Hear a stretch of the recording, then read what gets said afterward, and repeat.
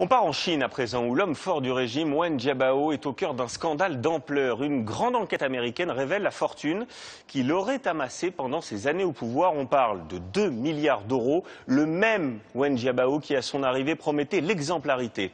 Sur place, Alain de Chalvron avec Sylvain Giaume.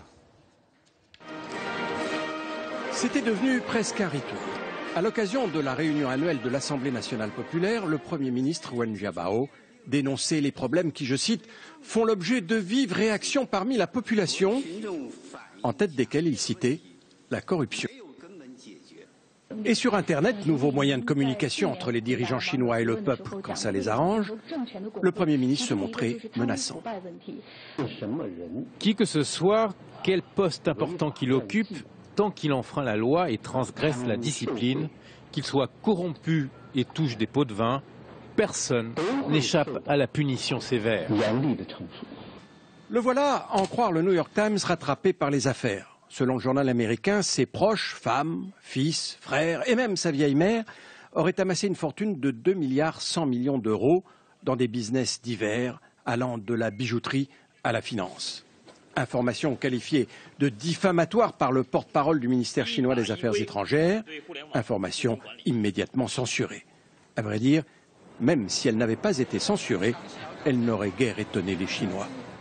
C'est ce qu'on appelle en Chine une famille de systèmes, donc chaque famille de dirigeants, dont certains membres s'occupent de politique, font de la politique, et les autres font du commerce.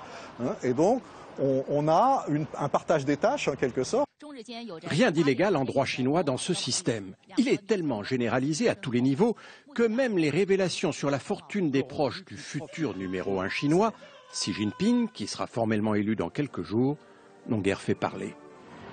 En revanche, il y a ce qui est illégal. Ce sont les pots de vin comme ceux qu'aurait touché un ancien ministre des chemins de fer. Illégal aussi, les transferts de fonds à l'étranger, comme ceux qu'aurait effectué l'ancienne étoile montante du parti, Bo Xilai. Pour cela, pas de pitié. Voilà, bonsoir Alain de Chalvron, on vous retrouve en direct sur place. Je le disais, dans le pays, l'affaire fait grand bruit à tel point que la censure est totale sur Internet.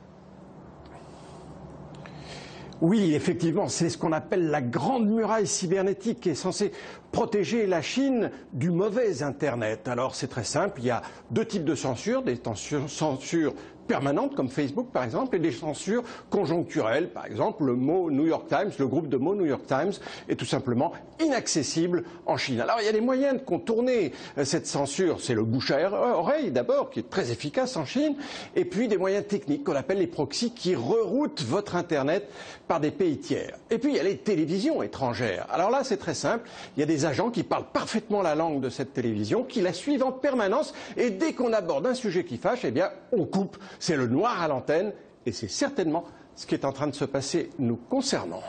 Merci Alain.